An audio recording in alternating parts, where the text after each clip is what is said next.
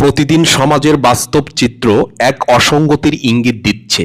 সমাজের চারিদিকে ঘটে যাওয়া সব ঘটনা যেন অপরাধীদের নিয়ন্ত্রণে।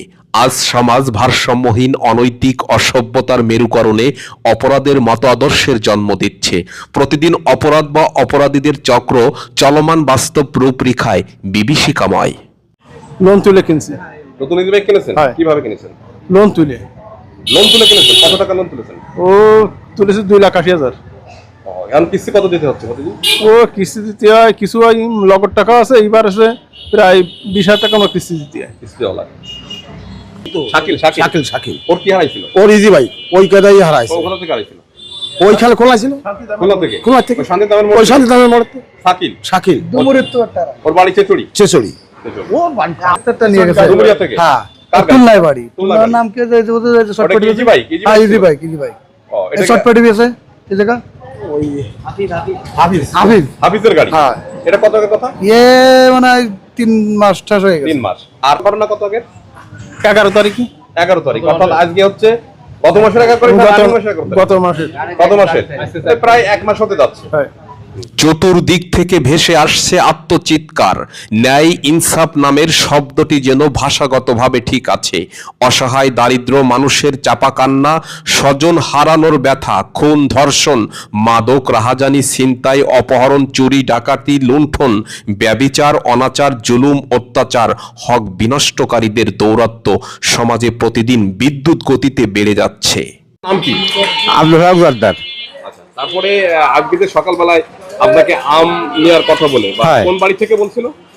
আলমগের বাড়িতে। আলমগের বাড়ি। এই আলম না, আমি করছি, উনি আম কইলো বাড়ি দেখাই দিছিল। হ্যাঁ, তখন আপনি সেই বাড়িটা আলমের বাড়ি দেখেছেন? আলমের বাড়ি, কিন্তু আসলে সে আলমের বাড়ি না। না আলমের বাড়ি না, বলতে যে প্রতারকরা যে বাড়িটা দেখাইছিল, হ্যাঁ, সে তো ঘটনাটা এরকম ছিল যে এটা একটা আনুমানিক করে দেখাই দিছিল। হ্যাঁ। তখন আপনি সেই বাড়িতে ঢুকলেন, তারপরে কি হলো, পিছনে কি করলেন? ওন তো আমি তখন দাঁড়াই নই, তারপরে সিএলি খুলাল আল্লাহ তাহলে এই লোক থানে নেই, আমি ওর মধ্যে দৌড়ে আসা ওনাকে আর পাইনি।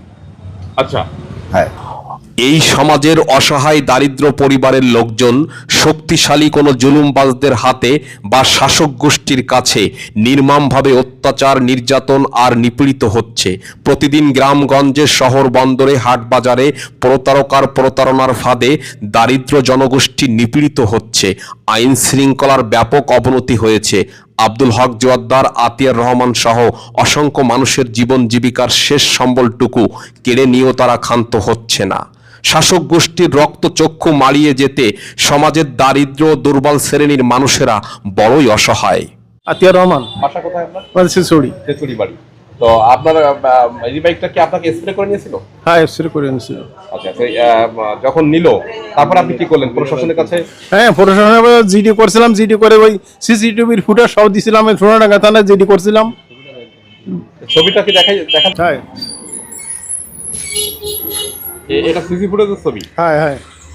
গাড়ি কিভাবে দুর্বল শ্রেণীর মানুষেরা ন্যায় বিচার চাইতে গেলে কোনো না কোনোভাবে ন্যায় বিচার থেকে তারা বঞ্চিত হচ্ছে। পদ্মার আড়ালে অশনি সংকেত প্রতিদিন ভিন্ন ভিন্নভাবে ইঙ্গিত দিচ্ছে।